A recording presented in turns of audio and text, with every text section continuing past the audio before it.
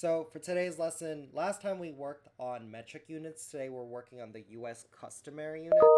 We are the only country, we're not the only country, but we're one of them. One of the very few countries that decide customary units is the way to go, even though the rest of the world uses the metric system. We have, that is not the right color, clear. We're going to go ahead and write out U.S. customary.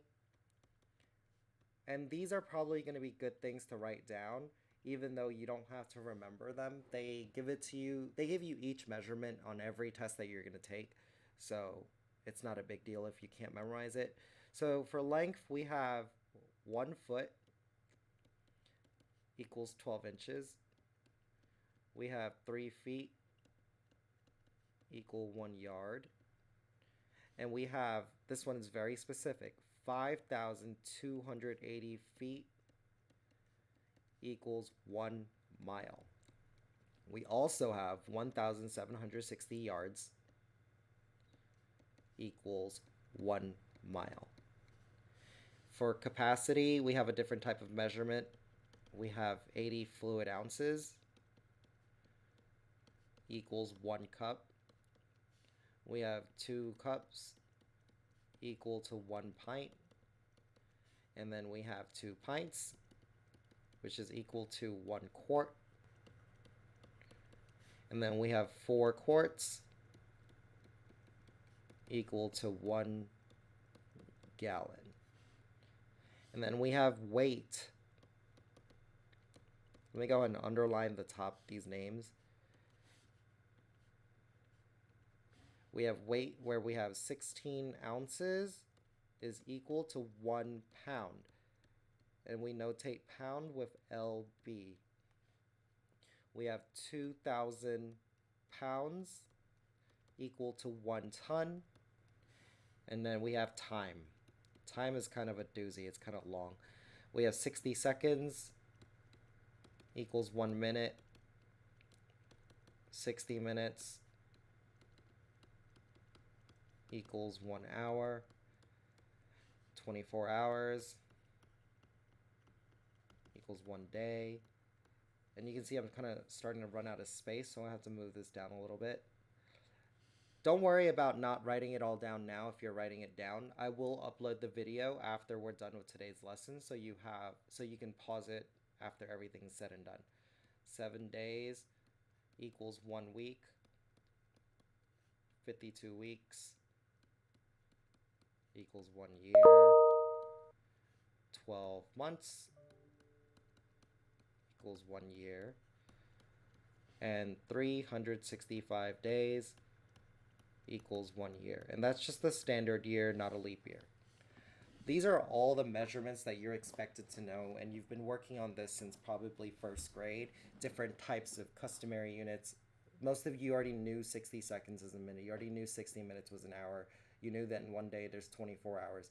So the really important ones that you guys might not know are the length, capacity, and weight. So only these might be new for you guys.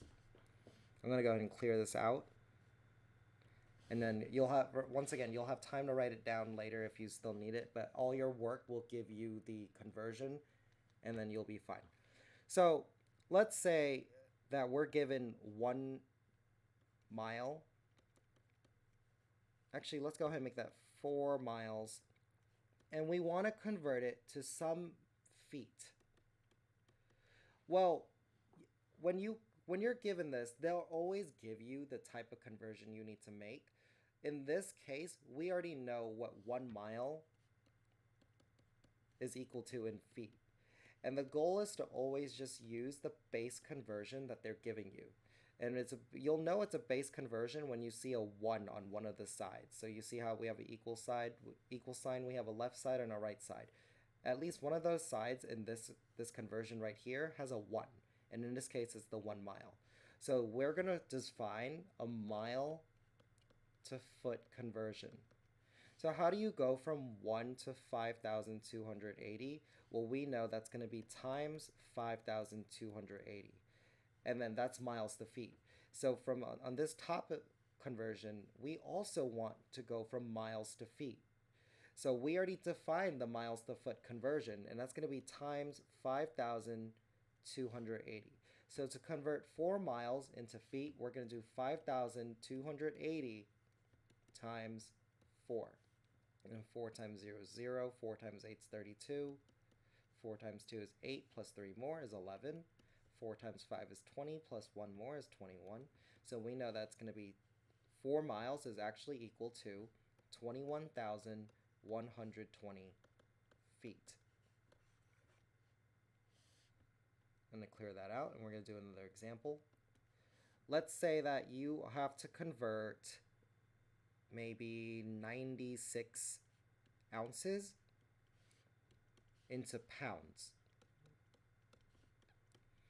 Now we look back to that chart we had before. We have to think about what conversion we have.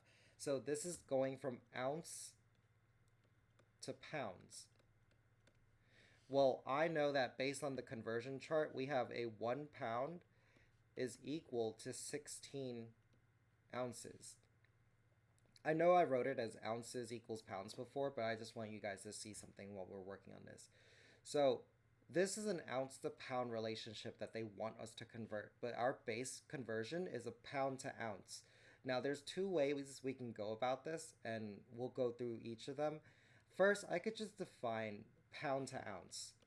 Well, pound to ounce means we're going from 1 to 16, and I know the Z looks like a 2. So 1 to 16 we know is going to be a times 16. This is pounds to ounces. And up here we see that we want ounce to pounds.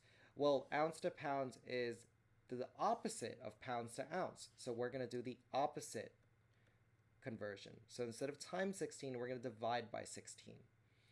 So we end up doing 96 divided by 16, which is going to be 6.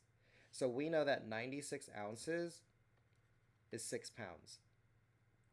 The other way you could go about doing this question is, let's say that you have a pound. Let me make this eraser bigger.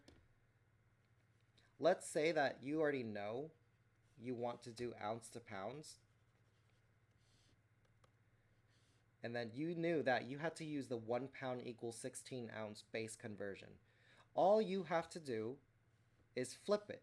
So instead of saying 1 pound is equal to 16 ounces, you can get rid of that and just write 16 ounces is equal to 1 pound.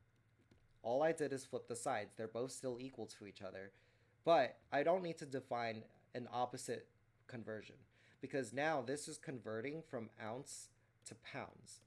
And we know to go from 16 to 1, we just divide by 16. So we can apply that same idea. If we know that ounce to pounds is divide by 16, we know that from this top conversion, ounce to pounds is still going to be divide 16. And that's going to be 96 divided by 16, which is still going to get us 6 pounds. I do suggest that you use that first one where you have pound to ounce, because it's always easier to figure out how do you go from this smaller 1 and turn it into a 16 than it is to turn a 16 into a 1. It's not always going to be that case, but for the most part, going from smaller to bigger is generally a little bit easier.